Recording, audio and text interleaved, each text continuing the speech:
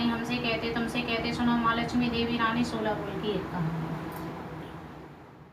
राधे राधे, जय श्री कृष्णा। इससे आगे मैं आपको कहानी सुनाती हूँ। कहा जाता है कुंती और गांधारी के बीच में हाथी पूजनी आठे की एक होड़ मच गई थी, क्योंकि गांधारी को 100 पुत्र थे और कुंती को बस 5 पांडव थे।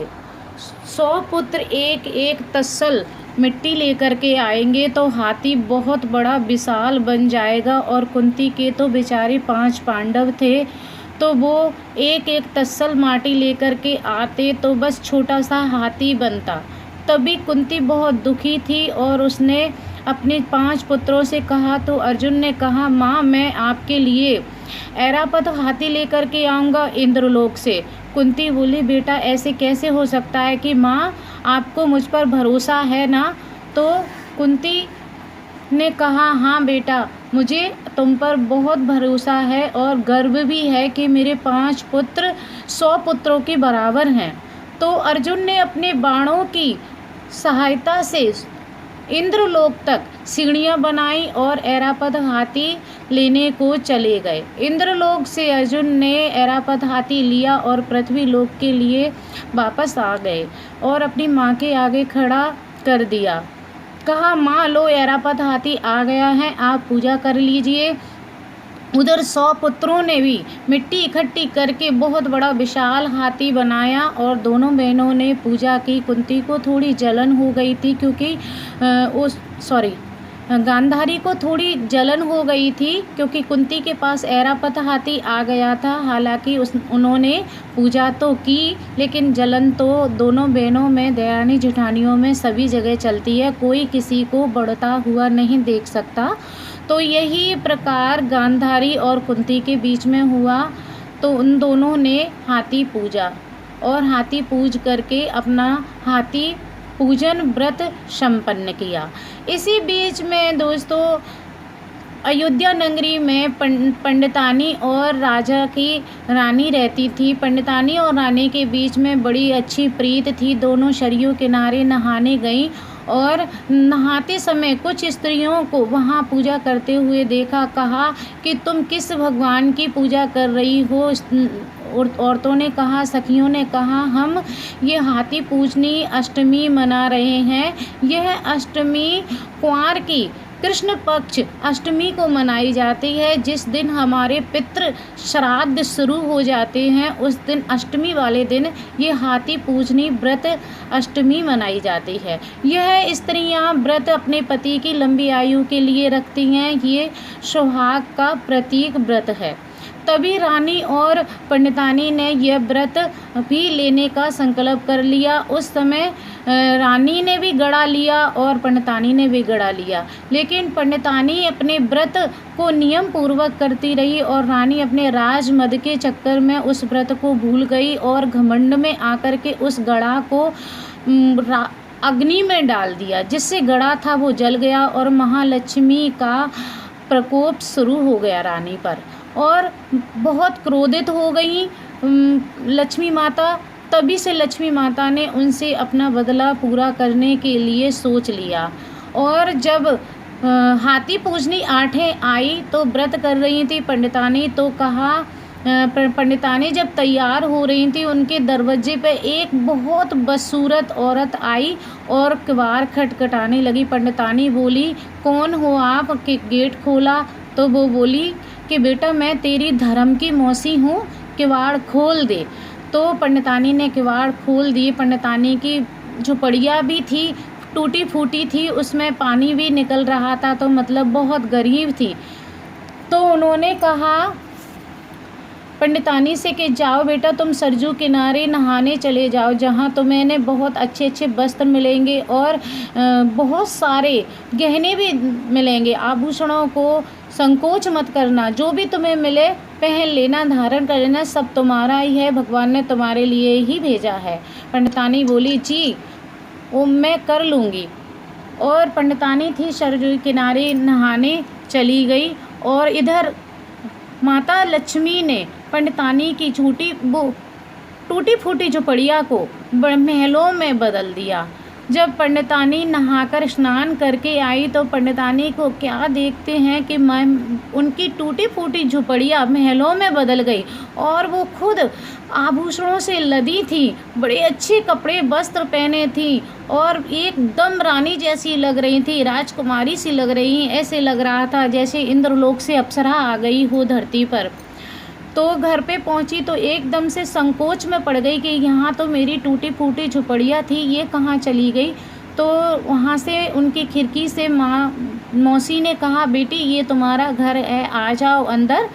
तो पंडितानी अंदर चली गई और उन्होंने कहा, बेटा जल्दी से थाली लगा लो और तुम्हारे लिए ऐरापत हाथी आ रहा है, तुम पूजा करने के लिए तैयार हो जाओ। तो पंडितानी पूजा करने के लिए तैयार हो गई और ऐरापत हाथी की पूजा करने लगी। तभी उसी टाइम रानी को आवाज़ सुनाई दी, ढोल नगाड़े बाज रहे थे। उसने कहा, ये मेरी दासी के यहाँ, मेरी दोस्त के यहाँ ये क्या हो रहा है। तो उसे पता था, उन्हें लक्ष्मी माता को पता था कि रानी ज़रूर मुझे देखेगी, इस उत्सव को ज़रूर देखेगी। तो लक्ष्मी माता ने एक चावल का माड़ बाढ़ के एक बर्तन में रख लिया था। रानी बोली, अपने द्वारपालों से मेरे लिए रथ सजाओ, मैं देखना चाहती हूँ दासी के घर पे क्या हो रहा है। तो द्वारपालों ने कहा कि घोड़े बीमार हैं, पहिया टूट गया है, रथ का जाने लायक नहीं है। रानी बोली, अच्छा। तो रानी ने अपनी छत से, बालकनी से देखने की कोशिश की, लेकिन वहाँ पर बहुत भीड़ थी तो रानी ना देख पाई। और रानी ने सोचा कहाँ से देखूँ इसको। तो आप लोग जानते हैं हमारे पिछले टाइम में हमारे नहाने वाली बाथरूम में काफ़ी बड़े बड़े पाइप लगे होते थे पानी के निकास के लिए। तो रानी ने उन्हीं पाइप में से देखना शुरू किया तो लक्ष्मी माता ने गरम चावल का माड़ बहुत तेज़ी से फेंक कर दिया। तो रानी के मुंह पर पड़ा तो उसका मुंह तो सुगरिया जैसा हो गया और काया अपनी इंसान जैसी रह गई। तभी तो राजा ने उनको देश निकाला दे दिया और वो रानी थी अपने महल से बाहर वनवास में चली गई, बाहर निकल गई, उनको देश निकाला मिल गया। तो फिर बाहर जाती हुई अपने एक बाबा की कुटिया में जा कर के छुप गई। वहाँ बाबा भिक्षा मांगने गए थे, उन्हें सारे दिन कुछ नहीं मिला और भूख प्यास से व्याकुल हो करके बाबा ने कुटिया में कहा, मेरी कुटिया में भूत हो, छल हो, प्रीत हो, कौन हो, बाहर निकल आओ, आज पूरा दिन हो गया, मुझे कुछ भी खाने को नहीं मिला है। तो रानी बाहर निकल कर के आई, बोली, बाबा मैं भूत नहीं हूँ, प्रीत नहीं हूँ, छल नहीं हूँ, बाबा मैं तो विपत की मारी हूँ। बाबा बोले, अरे तुमने तो लक्ष्मी माता की निंदा की है, तुम पर तो उन्हीं का प्रकोप है।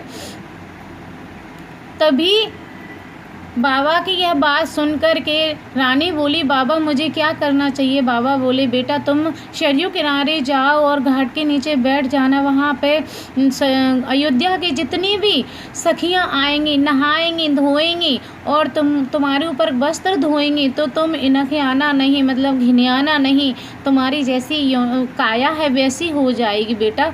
तो वो गई और सरयू के किनारे जाकर के घाट के नीचे पूरी 1 साल तक बैठ गई और 1 साल के बाद में क्या देखती हैं, वो इतनी सुंदर, बिल्कुल 16 साल की नौजवान सुंदर लड़की बन करके आई। बाबा बोले, बहुत सुंदर लग रही हो बेटा। तभी उसी टाइम राजा और नाई साथ में शिकार करने के आए थे। आपने सुना होगा राजा के साथ में एक साथी ज़रूर रहते थे और तो साथी नाई था, पंडित के साथ में भी रहते थे, इनका जोड़ा है। तो वो जब वहाँ शिकार करने आए तो काफ़ी रात हो चुकी थी। रात होने की वजह से वो वापस ना लौट सके। बाबा से कहा, बाबा हम आपकी कुटिया में सोना चाहते हैं, रात बिताना चाहते हैं। बाबा बोले, बिल्कुल आपका स्वागत है, आप मेरी कुटिया में सोइए। वो राजा बोले, हमें भोजन करना है, बहुत तेज़ भूख लगी है। बाबा बोले, बेटा भोजन की तैयारी करो, हमारे यहाँ 2 मुसाफिर आए हैं।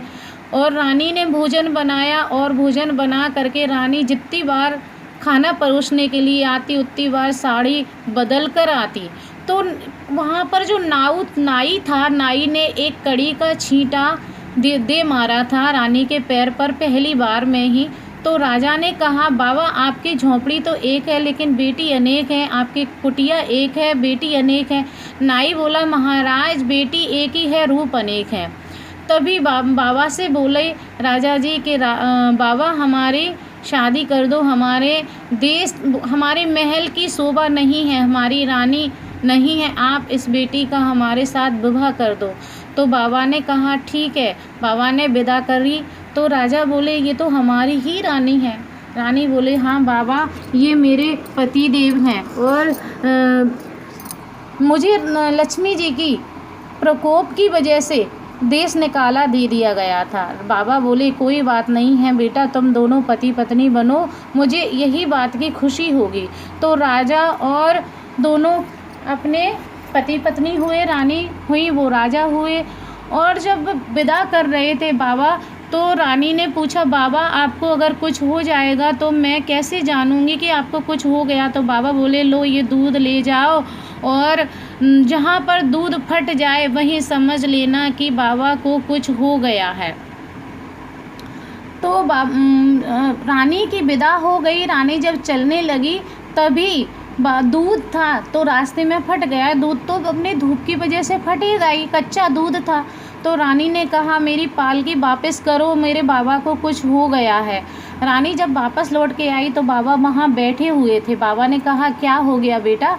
कि बाबा दूध फट गया। बाबा बोले बेटा मैं तो तेरी परीक्षा ले रहा था, तू मेरी धर्म की बेटी थी तो मैंने तेरी परीक्षा ली। तो बाबा ने अपनी दोबारा बेटी की विदा की, बहुत सारे आभूषण बनवाए, वस्त्र दिलवाए। जिस तरीके से बेटी की विदा की जाती है उसी तरीके से रानी की दोबारा से विदा की।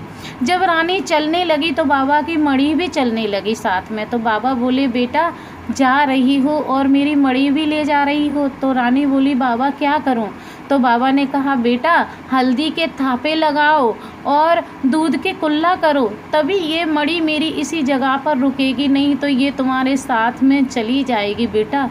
तो रानी ने दूध के कुल्ला किए और हल्दी के थापे लगाए और चलते समय निगाह भर के बाबा की कुटिया की तरफ देखा। कहते हैं जब बेटी जाती है तो ससुराल को तो बेटी निगाह भर के अपने मायके को ज़रूर निहारती है, जिससे हमारे घर की बर्बादी ना हो जाए, क्योंकि बेटी हमारे घर की लक्ष्मी होती है और लक्ष्मी हमारे घर की बरकत होती है। तो बेटी के साथ में ही घर की बरकत चली जाती है। इसीलिए कहते हैं बेटी पलट कर ज़रूर देखती है घर की तरफ और हल्दी के थापे लगाती है, और जिससे मायके का घर वहीं टिका रहे, आगे फैला फैला ना रहे। और दूध के कुल्ला भी करते हैं। कहते हैं दूधे नहाओ पूते फलो, ताकि मायके का वंश आगे चले, आगे बढ़े। तो हमारी बेटियों से इसी वजह से दूध के कुल्ला करवाए जाते हैं, इसीलिए थापे लगवाए जाते हैं और इसीलिए बेटी अपने मायके की तरफ देखती है। तो यह कहानी है, वो राजा हुए वो रानी हुई।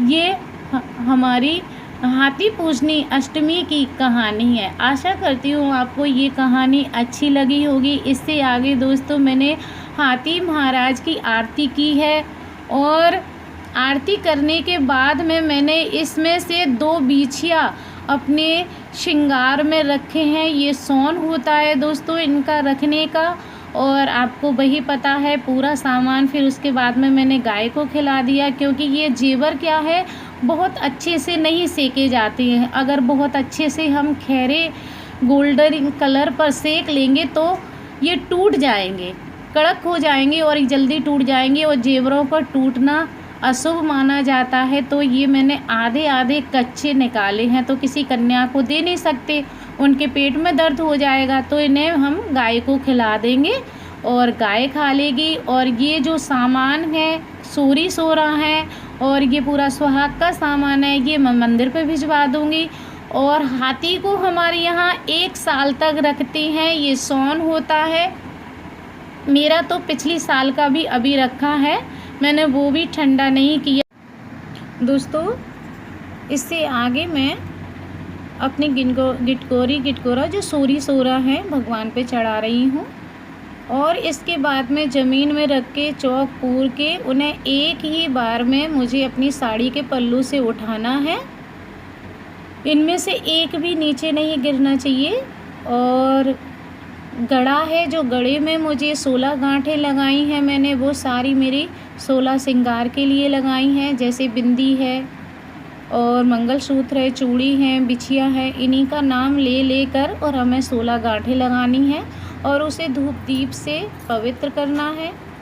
और इसी तरीके से हमारे सूरी सोरा ज़मीन में रख के हल्दी से लीप के और अपने पल्लू से उठाना है। आप देख लीजिए मैं कैसे उठाती हूँ, एक भी गिरना नहीं चाहिए।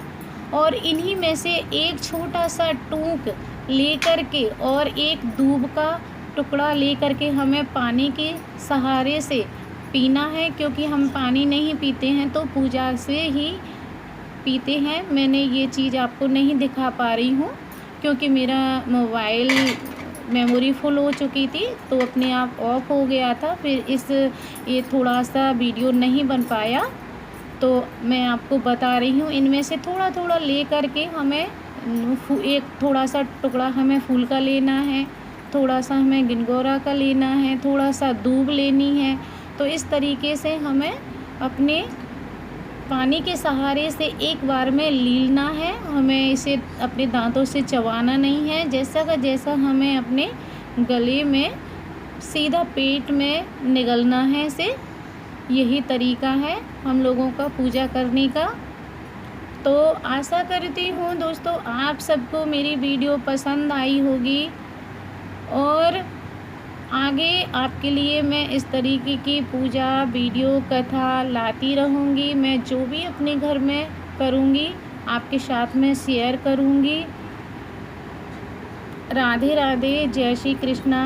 और हमें ये हाथी महाराज को मैंने जैसे बताया वही करना है और श्रृंगार को मंदिर पर चढ़ाना है।